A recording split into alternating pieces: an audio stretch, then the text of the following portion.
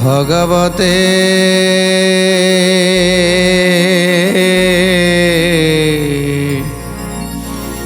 वासुदेवाय। दामोदर पंडित जहाँ देखुले जे जमपुर कि सुंदर पापी मानक दंड दि जाऊँगी आ धार्मिक लोक मानक सेवा दि जाऊँगी।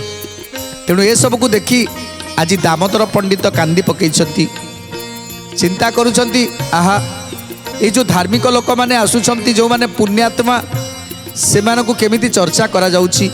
निजे जमराज अनुनय विनय हेई तांकु प्रार्थना करुछंती, हे महामान्य आपणकर जहाँ जहाँ दरकार सबुकिछि एठारे निश्चित उपलब्ध अछि, आउ जहाँ आवश्यक आमको कहंतु। ए कथा को देखी दामोदर पंडित आखिरे आज लुह आसी जाउछि। चिंता करुछि आहा मु जदि सेमिति धार्मिक होइथांती, मु जदि आज धार्मिक होइथांती आज ताले ये जो भोक उपास रे रही नथांती, आउ एमिति जमदूत मानक ठारू आज ताड़ना हो नथांती, ए कंटा छाटिया रे पिटा हो नथांती, ये ततला बाली रे गडू नथांती, ये पाटी रे ततला बाली की जमदूत माने पुरी दउछंती, पानी मागिला बेलकु बाली पाटी रे पुरीउछंती। हेले धार्मिक लोक मानक आज अमृत भोजन करूछंती। आहा केमिति घोड़ारे बसी आसुछंती, हाथी रे बसी आसुछंती, चौदल उपरे आज सवारी रे बसी जमदूत माने कांधे कांधे नहीं के आसुछंती। एही मंच भुवन को संजीवनी पूरा लखे को जोजन जाए अटे पथ दूर। जय जय जगन्नाथ जगतरनाथ, जय जय जगन्नाथ अनाथर नाथ। दुई घड़ी पर जमते करती भ्रमण जमर आज्ञाए हुत अटई प्रमाण। जय जय जगन्नाथ जगतरनाथ, जय जय जगन्नाथ अनाथर नाथ। एही जन्मरे सुकृत जा करिथाई से रूपे भोग दियंती ताकू जंतु साई। जय जय जगन्नाथ जगतरनाथ, जय जय जगन्नाथ अनाथर नाथ। तेणु जो माने धार्मिक व्यक्ति माने मंचपुर जमपुर को जीवा जमतुपतिपुर को जीवा को मात्र 2 घड़ी समय तांको लागुछि। 2 घड़ी भितर जाइकी पहुँची जाउछंती। हेले जो माने अधर्मी जो माने महापापी से माने नरक को भोग करी करी कि आसंती। जेते दिन पर्यंत तांकर कष्ट नरक जंत्रणा भोग न सरी थाए से पर्यंत से जमपुर को आसी पारंती। नरक जंत्रणा भोग करी करी करी करी शेष आसी ये जमपुर रे प्रवेश होता अनेक दिन लगी थाए। तेणु आउ कौन कहउछंती से रूपे भोग दियंती ताकू जंतु साई यही जन्मरे सुकृत जा करिथाई। जय जय जगन्नाथ जगतरनाथ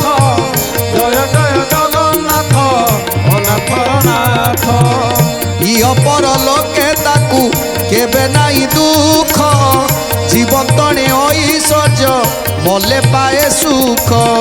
জয় জয় জগন্নাথ জগতর নাথ, জয় জয় জগন্নাথ অনাথর নাথ। তেଣୁ ଯେଉଁମାନେ ସୁକୃତ କରିଥାନ୍ତି ଧର୍ମପରାୟଣ ହେଇଥାନ୍ତି ଧର୍ମ କରିଥାନ୍ତି ଯେ ଜୀବଜନ୍ତୁଙ୍କ ପାଇଁ ଦୟା କରିଥାନ୍ତି ସମାଜର ମଙ୍ଗଳ କରିଥାନ୍ତି ଆଉ ସମସ୍ତଙ୍କୁ ସ୍ନେହ ପ୍ରେମ ଭକ୍ତି କରୁଥାନ୍ତି ସେ ଲୋକମାନେ ଇହଲୋକ ପରଲୋକ ଇହଲୋକରେ ଯେତିକି ସୁଖ ପାଇଥାନ୍ତି ପରଲୋକରେ ମଧ୍ୟ ସେତିକି ସୁଖ ପାଇଥାନ୍ତି। ଇହଲୋକ ପରଲୋକ ପରେ ମଧ୍ୟ ତାପରେ ଯେତେବେଳେ ପୁଣି ଥରେ ଜନ୍ମ ନିଏ ପୁଣି ସେତିକି ସୁଖ ଦେଇକି ତାକୁ ଜନ୍ମ ଦେଇଥାନ୍ତି। ତେଣୁ ଇହଲୋକ ପରଲୋକରେ ସେ ଲୋକ ସବୁବେଳେ ଖୁସିରେ ରହିଥାଏ ସୁଖରେ ରହିଥାଏ ଯେଉଁମାନେ ନିଜ କଥା ନୁହେଁ ଅନ୍ୟର କଥାକୁ ଚିନ୍ତା କରନ୍ତି, ଅନ୍ୟର ଭଲ ମନ୍ଦ ବିଚାର କରନ୍ତି, ଅନ୍ୟ ଲୋକଟିଏ ଭଲରେ କେମିତି ରହିବ ସେ କଥା ଚିନ୍ତା କରନ୍ତି। ଆଉ ଯେଉଁମାନେ ସଦାସର୍ବଦା ନିଜ କଥା ହିଁ ଚିନ୍ତା କରନ୍ତି ପରକୁ ଖାଲରେ ପକାଇ ନିଜେ ଉପରକୁ ଉଠିବା ପାଇଁ ଚେଷ୍ଟା କରନ୍ତି ସେମାନେ ଏଇଭଳି ଭାବରେ ଯମ ଯନ୍ତ୍ରଣା ତାକୁ ଦିଆଯାଏ, ଯମ ଯନ୍ତ୍ରଣା ପାଆନ୍ତି। ତାପରେ ଏ ତୁ ଅନନ୍ତରେ ତୁମ୍ଭେ ଶୁଣ ମନ ବୀର ଯେ ଶୁଣ ମନ ବୀର ଏକା ଘର করে ଥିଲେ ଷଡ଼ ସହୋଦର ଯେ ଷଡ଼ ସହୋଦର। জয় জয় জগন্নাথ জগতর নাথ সে জগতর নাথ, জয় জয় জগন্নাথ অনাথর নাথ সে অনাথর নাথ। বড় ভাই তাঙ্কর বহু ধর্ম করে সে বহু ধর্ম করে মাগি গলে দিয়ই সে যা থাই ঘরে সে যা থাই ঘরে। জয় জয় জগন্নাথ জগতর নাথ সে জগতর নাথ, জয় জয় জগন্নাথ অনাথর নাথ সে অনাথর নাথ। ଥିଲା ଦ୍ରବ୍ୟମାନ ସେ ଯେ ମାଗିଲେ ଦିଅଇ ସେ ମାଗିଲେ ଦିଅଇ ନଥିଲା ପଦାର୍ଥ ମାନ ବୋଲଇ ସେ ନାହିଁ ଯେ ବୋଲଇ ସେ ନାହିଁ।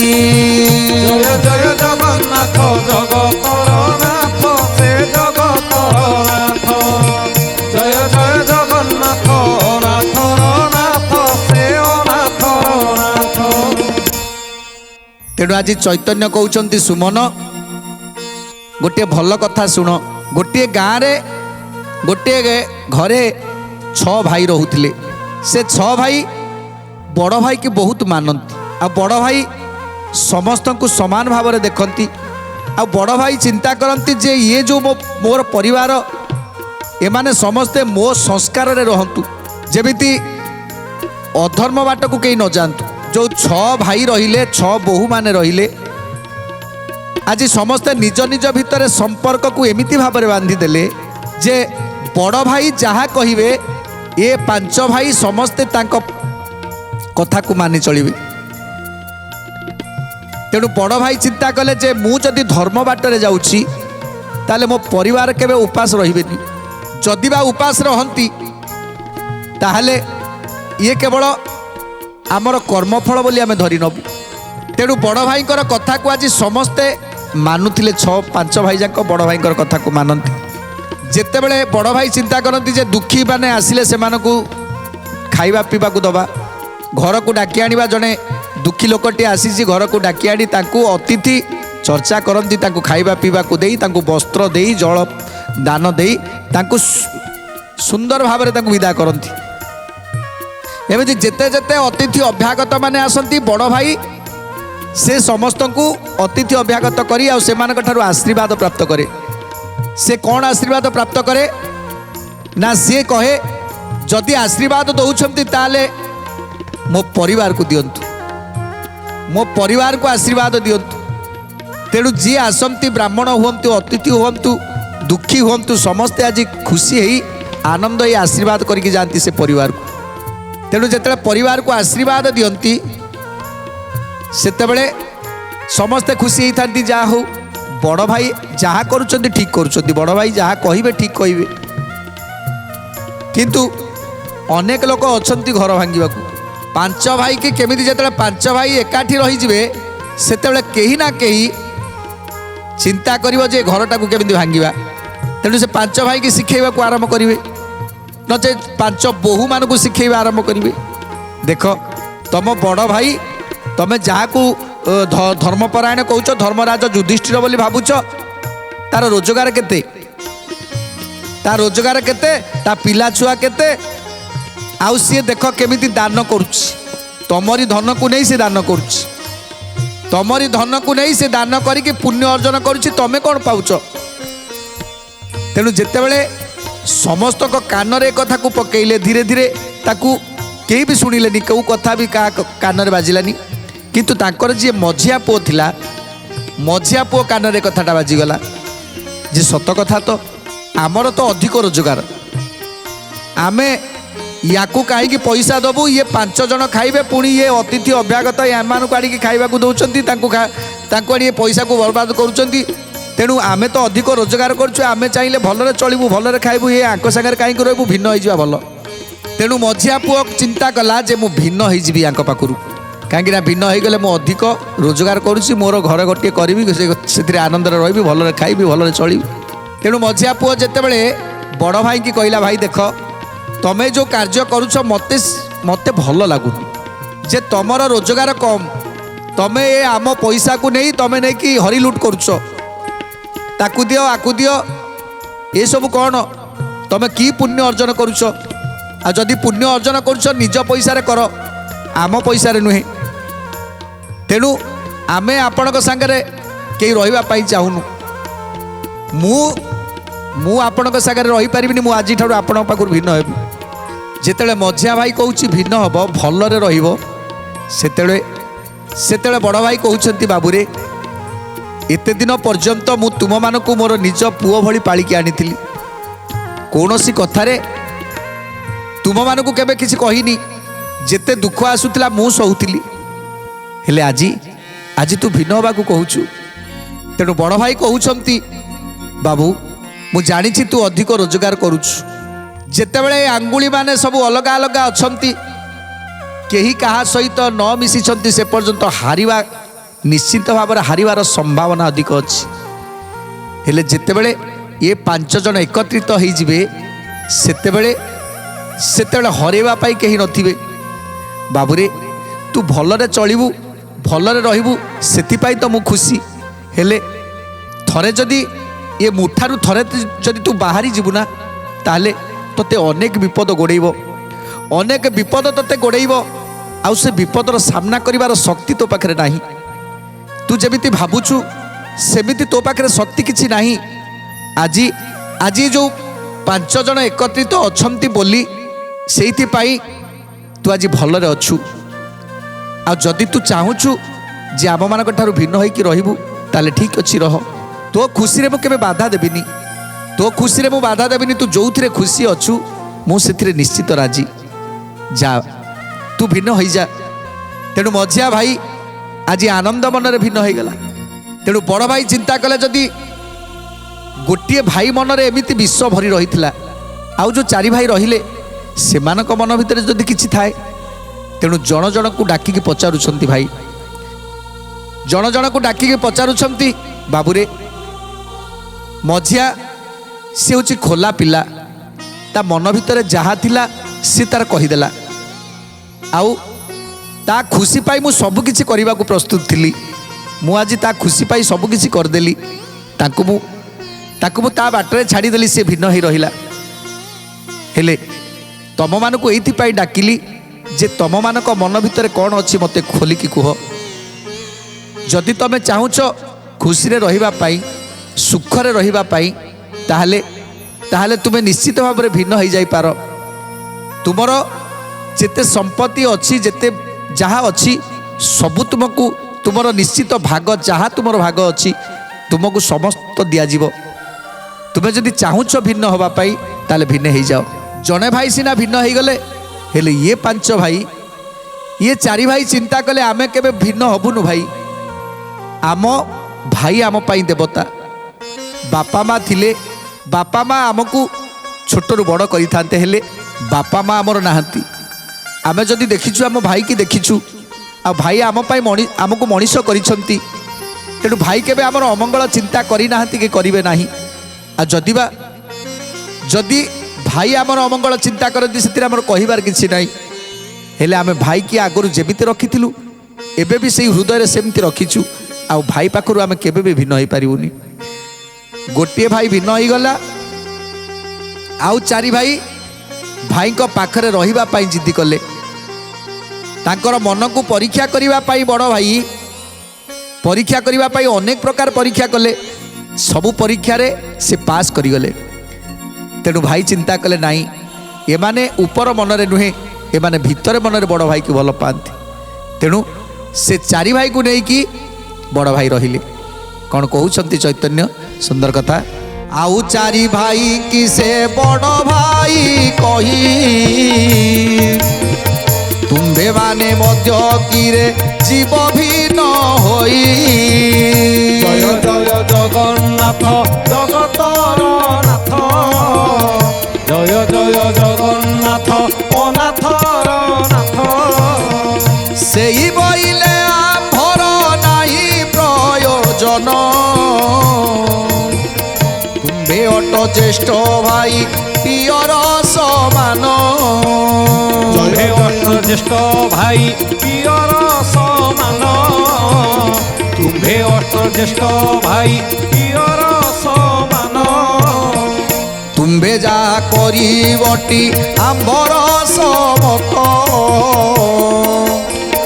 खाइबार पिंधिबार अटे आम्भ मत जय जय जगन्नाथ जगतर नाथ जय जय जगन्नाथ अनाथर नाथ तुम्भे जा कहिब आम्भे अवश्य पारिबु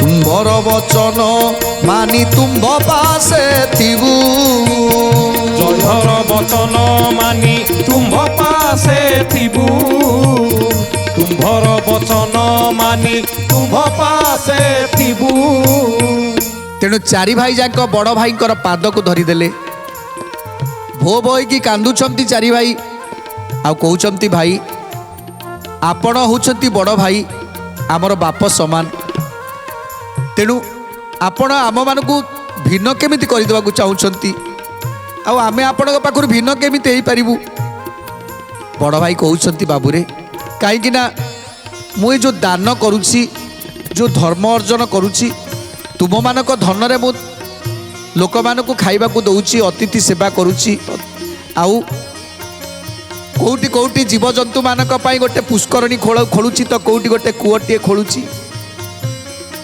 ग्रीष्म दिने सबुठी केवल किछि किछि पानी रखुछि किछि किछि गछ लगौछि चारिआडे गछ लगौछि ये सब तुम मानकर पैसा मोर तो बेसी रोजगार नाही तेणु यही सब कर्म करुछि देखिछ गोटे बरगछ विराट गोटे बरगछटे हो गलानी आउ केते केते लोक माने आसिकी ता तले विश्राम नौछंती जो खरा दिने जेतेबेले खरारे आतुर होउछंती सेतेबेले जाई से वृक्ष मूले टिके बसी जाउछंती सेतेबेला कि शांति अनुभव करुछंती सेई वृक्ष रे केते केते चढ़ई माने आसी बसा बांधिलेनी तेणु एई भली भाबरे जदि किछि पुण्य अर्जन करुछि तुमरी मानक पैसा रे तेणु जदि तुमे से बाबद रे मन भितर किछि अवशोष रही जाइछि ताले मते कहि दियो बड़ भाईकर कथा को शुणी आज चारि भाई कहउछंती जे आम मझिया भाई से सिना पर बुद्धि रे पड़िला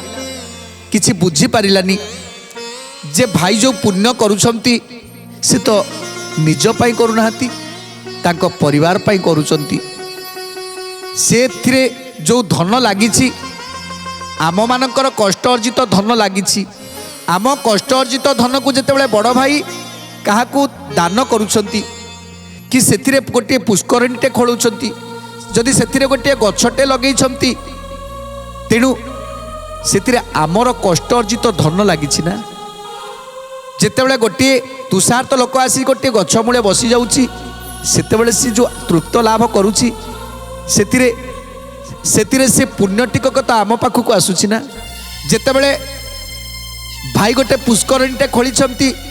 ଏ ଖରାଦିନେ ଯେତେବେଳେ ଜୀବଜନ୍ତୁ ମାନେ ସେଠି ଜଳ ପିଉଛନ୍ତି ସେ ଯେଉଁ ପୁଣ୍ୟଟିକକୁ ଆମେ ପାଉଛୁ ନା। ତେଣୁ ଏଇଭଳି ଭାବରେ ସମସ୍ତେ ଚାରି ଭାଇ ଯାକ କହୁଛନ୍ତି ଯେ ଆମର ଭାଇ ଯାହା କରିବେ ଆମ ପାଇଁ ମଙ୍ଗଳ କରିବେ, ଆମ ପାଇଁ ଭଲ କରିବେ। ତେଣୁ ହେ ଭାଇ ଆପଣ ଯାହା କରୁଛନ୍ତି ଆମକୁ କେବେ ଭିନ୍ନ ହେବା କଥା କହିବେନି। ଆମେ ଆପଣଙ୍କୁ ଛାଡ଼ି କୁଆଡ଼େ ବି ଯାଇପାରିବୁନି। ଆପଣ ଯାହା କରୁଛନ୍ତି ଠିକ୍ କରୁଛନ୍ତି, ଆଉ ଆଗକୁ ଯାହା କରିବେ ଠିକ୍ ହିଁ କରିବେ। ମଝିଆ ଭାଇର ସିନା ବୁଦ୍ଧି ନଥିଲା, ସେ ପର ବୁଦ୍ଧିରେ ସିନା ପଡ଼ି ଚାଲିଗଲେ। ହେଲେ ହେଲେ ଜାଣିଛ ସେ କେତେ ଅସୁବିଧାର ସମ୍ମୁଖୀନ ହେଉଛନ୍ତି।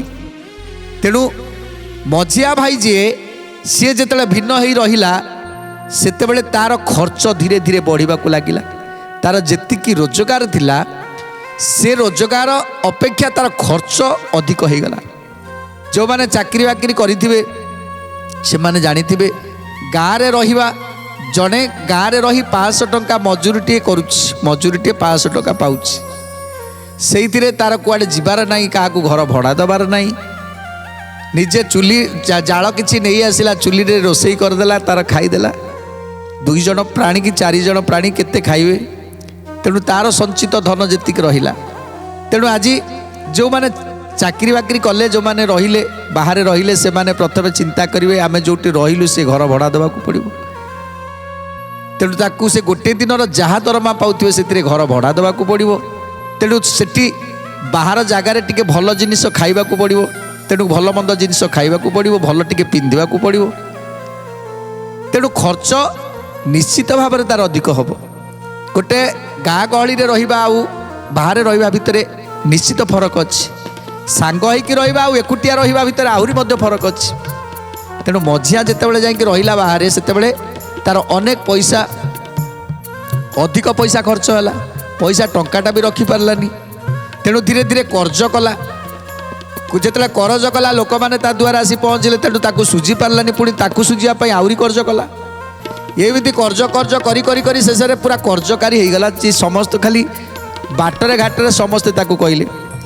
ତେଣୁ ସିଏ କ'ଣ କଲା ନା, ଏ 4 ଭାଇଙ୍କ ପାଖକୁ କେତେବେଳେ କେମିତି ଭାଇରେ ମୋତେ ଆଜି କିଛି ପଇସା ଦେଇଥା, ମୋତେ ଆଜି ପଇସା କିଛି ଦେଇଥା, ନହେଲେ ମୁଁ ଭାରି ହଇରାଣ ହେଇଗଲିଣି, ମୋ ପୁଅ ଝିଅ ଉପାସ ରହିଲେଣି। ତେଣୁ ଭାଇମାନେ ଦୟା ପରବଶ ହେଇକି ତାକୁ କିଛି ଖାଇବାକୁ ଦେବେ। ଏମିତି ଭାବରେ ମଝିଆ ବହୁତ କଷ୍ଟରେ ଆଜି ଦିନ ଚଳୁଛି। ତାପରେ କ'ଣ ହେଲା ସୁନ୍ଦର କଥା ଜାଣିବା ପରବର୍ତ୍ତୀ ଅଧ୍ୟାୟରେ। ଆଜି ତ ସମୟ ଇସାରା ଦେଲାଣି, ଆଜି ପାଇଁ ବାଣୀ ବିରାମ ଦେବା। ଟିକେ ପ୍ରଭୁଙ୍କର ନାମ ସଂକୀର୍ତ୍ତନ କରି ଆଜିର କାର୍ଯ୍ୟକ୍ରମକୁ ସମାପ୍ତ କରିବା।